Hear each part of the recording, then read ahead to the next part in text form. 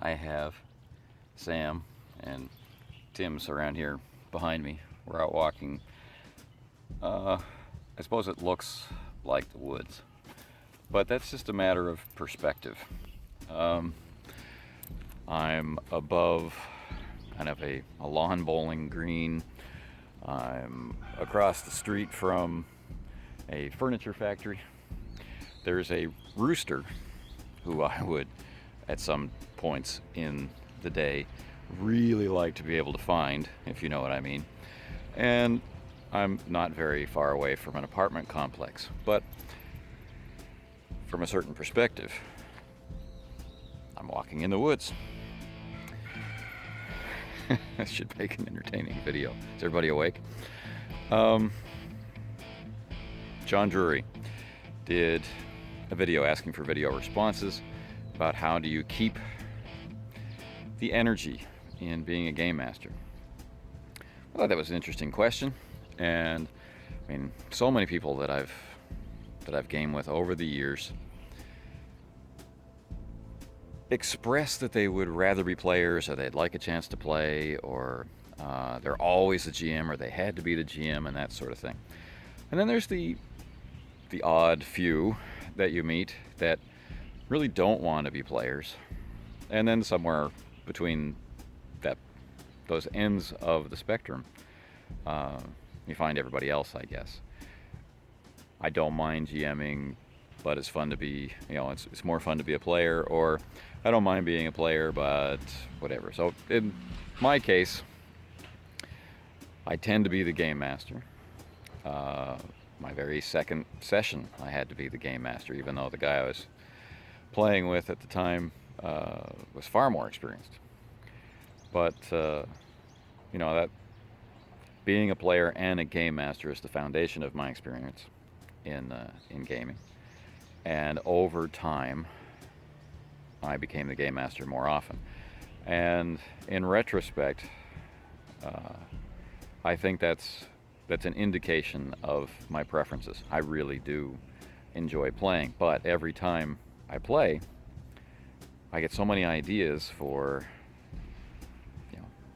games that I want to be a part of as the game master. But I come back to it revitalized. I take time off as a player, or I add a game as a player to the palette of things that I'm doing, and my creativity starts to flow even more than it normally does. I've never really experienced a drought of creativity or a feeling like, I don't want to run the game. I have experienced periods where I didn't want to play with a person or a group of people. I'm not saying that, but from the point of view of this game, or the story that's arising out of what we're doing, and this genre, whatever, I haven't experienced the sense of burnout from that. I certainly have burned out on people. So, what kind of advice do I have? I've played with the original poster. I've played with John, and I find him to be very creative and a clever player who is, interested in listening to what other people are saying, and connecting with them, collaborating with them. And as a game master, when I'm in a group that have players, doesn't have to be everybody in the group, but have players like that, who are riffing off of each other, who are connecting with kind of the offhand comments that people are making about their own characters, about the way that they do things or the way that they say things, that sort of thing. People who are paying attention to the other players, I find that really exciting. And as an example to go along with that, I've been running a Star Wars campaign now for 2 years. I hear people say, how do you keep a campaign going that long, or how do you keep interested, in just one game for so long, that kind of thing.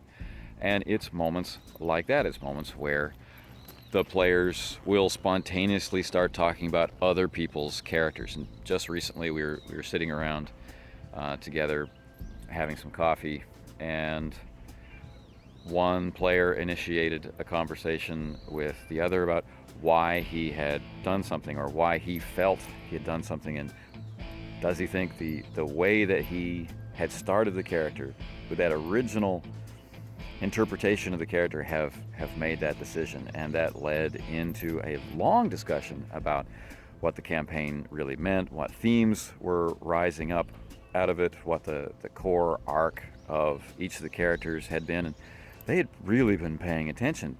Little details from the first couple of sessions were brought out, and I found that to be very, very rewarding and very energizing, and just renewed the excitement. Going back to play the session after that, kind of felt like starting all over again.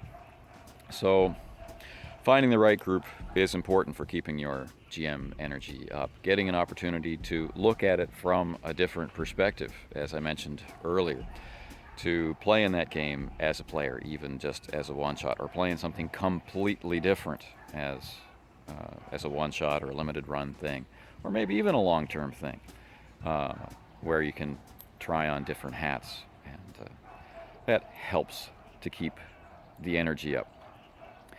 JDR D30 had some interesting points which I liked about keeping things simple, using your energy in an efficient way, tackling a very, very heavy game when you're not feeling your best obviously is going to lead to trouble.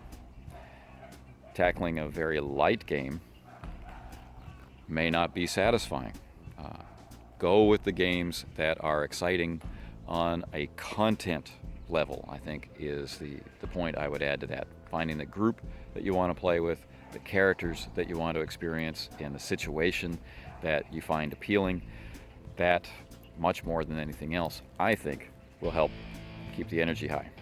Sometimes the perspective can be trying the same game that you love, either system or setting, and running it in a different way. Changing up how it's done, like alternating game masters, or a series of one-shots with characters who are only tangentially connected to what it is that you've been doing. That sort of thing. Or in a different format, adding in play-by-post elements, or having people do journals, or what we call blue booking.